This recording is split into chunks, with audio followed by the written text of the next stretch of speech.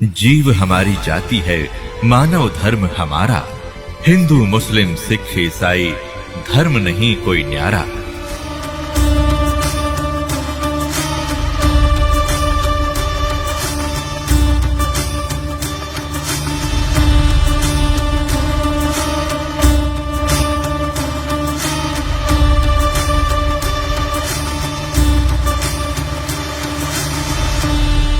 दंडवतम गोविंद गुरु बंधु अविजन सोए।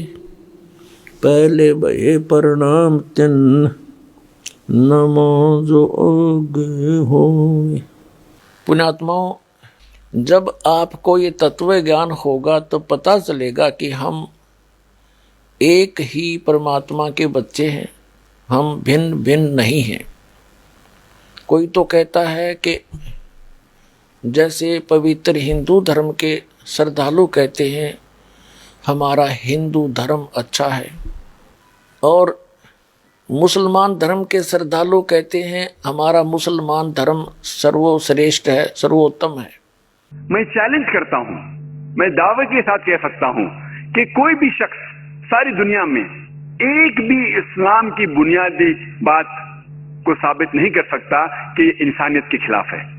ये मेरा चैलेंज है, ये मेरा दावा है। ईसाई धर्म के श्रद्धालु कहते हैं कि ईसाई धर्म सर्वश्रेष्ठ है, और सिख धर्म के मानने वाले श्रद्धालु कहते हैं सिख धर्म सर्वोच्च है। हम क्या कहते हैं, ये दास क्या कहता है, हमारा क्या धर्म है कि जीव हमारी जाति है, मानव धर्म हमारा हिंदू मुस्लिम सिख ईसाई कोई धर्म नहीं है न्यारा। डॉक्टर जाकिर नाइक जी मुसलमान भाई कहते हैं कि किसी भी धर्म को समझने के लिए ये नहीं देखना चाहिए कि उस धर्म के व्यक्ति क्या कर रहे हैं और क्या कह रहे हैं, उसके लिए उस धर्म की पुस्तकों को आधार मानना चाहिए। और इस्लाम धर्म की मुख्य बुक, होली बुक यानी मुख्य किताब बताई है कि कुरान शरीफ या हदीस। लेकिन कुरान शरीफ आसमानी पुस्तक है, वो गॉड गिवन मानते हैं। और हिंदू धर्म के धर्म को समझने के लिए हिंदू धर्म के व्यक्ति क्या कह रहे हैं, क्या कर रहे हैं, वो ना मानो। कि हिंदू धर्म के सदग्रंथों को आधार मानकर विवेचन करो। तो दास डॉक्टर जाकिर नाइक जी से प्रार्थना करता है कि आइए इसी आधार पर दोनों धर्मों की पुण्य पुस्तकों के होली बुक को पुनः देखते हैं। अब सुनना यथार्थता क्या है, उन्हीं सदग्रंथों से आपको दिखाते हैं, रूबरू करते हैं। डॉक्टर जाकिर नाइक जी मुसलमान जी, आपने तो केवल सदग्रंथों की जिल्लत दिखाई, और ये दास दिखावेगा उन सदग्रंथों के अंदर की सच्चाई जो आज तक तेरे समझ में नहीं आई। और आप भी देख लेना जाकिर भाई।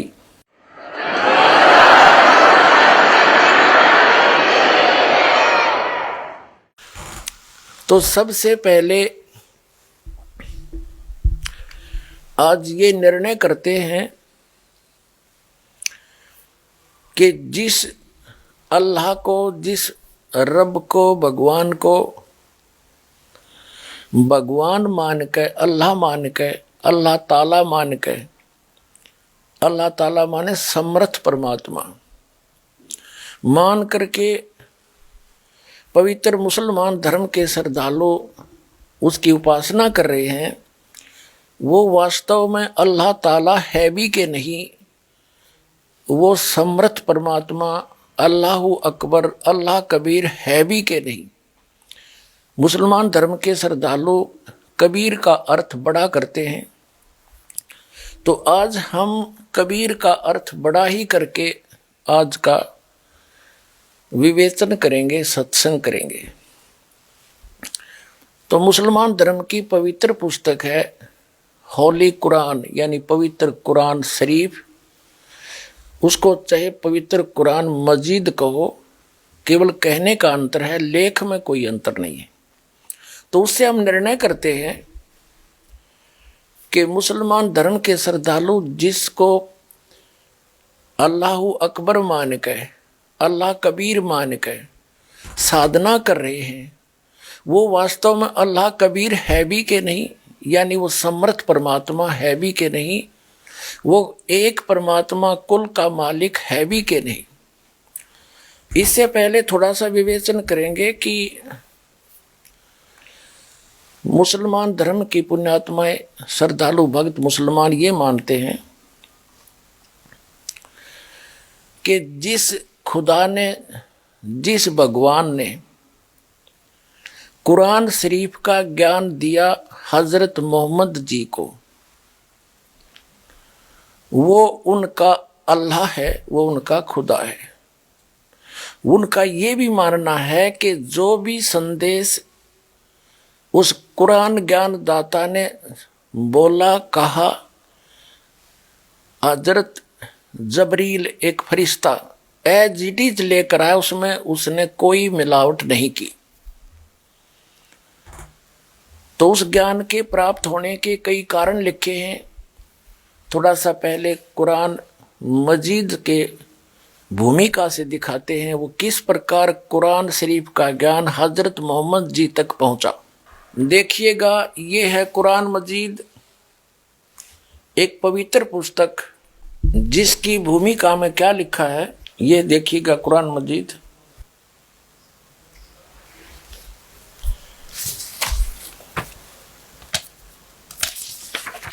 ये कहाँ से प्रकाशित है? कुरान मजीद हिंदी मुतर्जमा, अरबी मतन, तर्जुमा मौलाना फतेह मोहम्मद खान साहिब जालंधरी, तसही मौलाना अब्दुल मजीद सरवर साहिब, प्रकाशक है Farid book depot private limited, नई दिल्ली। इतने का यहाँ पर भी यही लिखा है।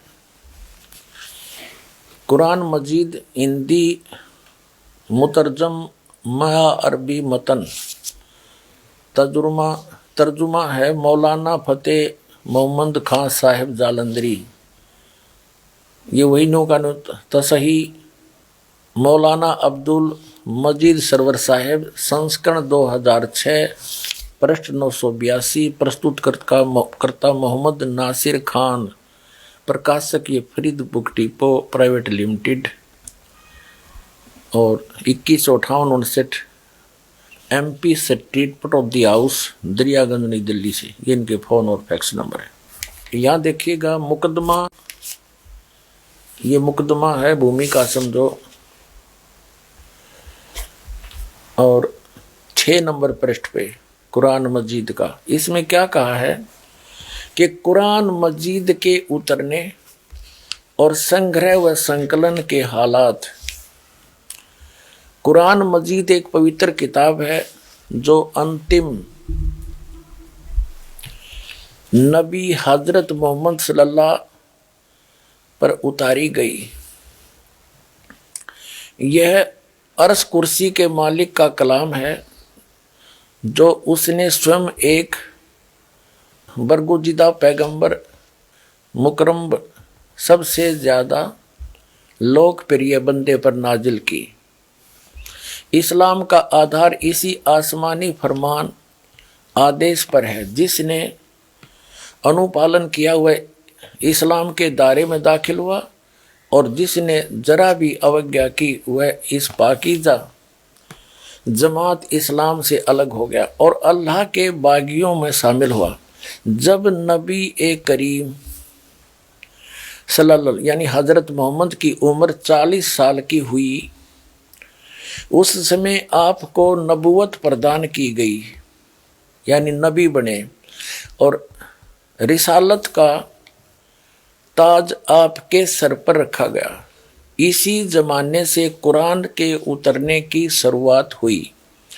यदा कदा तथा ज़रूरत के अवसर पर थोड़ा थोड़ा 23 साल तक, यानी हजरत मोहम्मद जी की मृत्यु तक ये नाजिल होता रहा। अगली किताबों की तरह पूरा एक ही बार नहीं उतरा।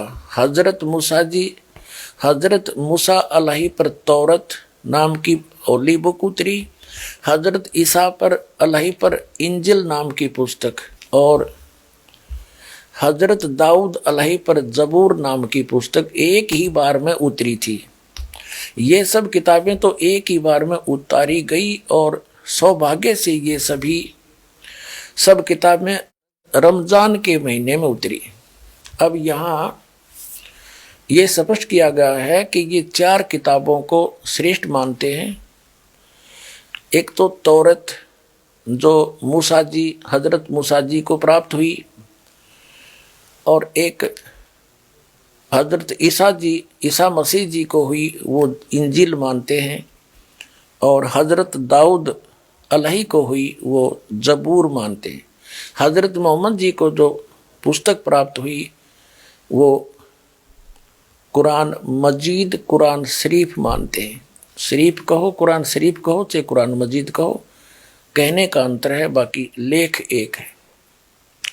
अब कहते हैं उन सभी पहले वाली किताबें तो एक ही बार में उतर गई थी, और ये बुक जो होली बुक पवित्र कुरान, हजरत मोहम्मद जी जब 40 वर्ष के हुए तब से उनको ये संदेश आना शुरू हुआ, और उनकी मृत्यु तक जब वो 63 वर्ष की आयु में उनका देहांत हुआ तब तक ये आती रही। इनका कहना ऐसा है। अब आगे क्या बताते हैं, ये कैसे प्राप्त हुई हजरत मोहम्मद जी को, ये देखिएगा।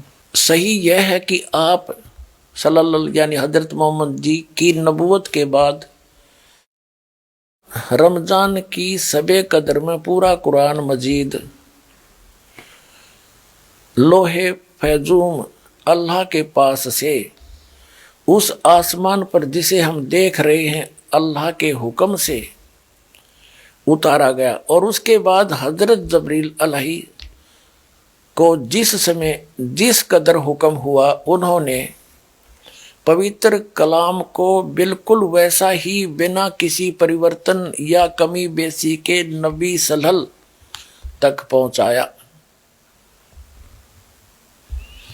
कभी 2 आयतें, कभी 3 आयतें, कभी कभी 1 आयत से भी कम, कभी 10-10 आयतें, और कभी पूरी सूरतें।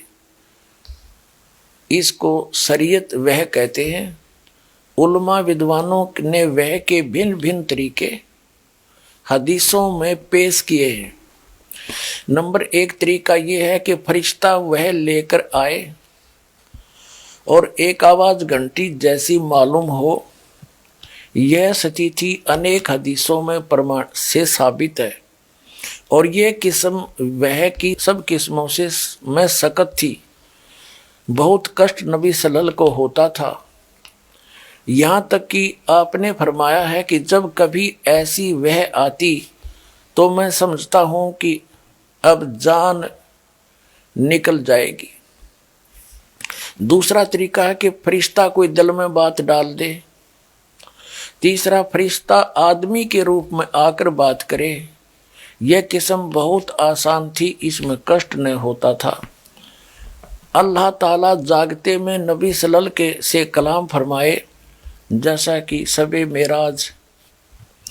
मेराज की रात में अल्लाह ताला सपने के हालत में कलाम फरमाए। यह किस्म भी सही हदीसों से साबित है।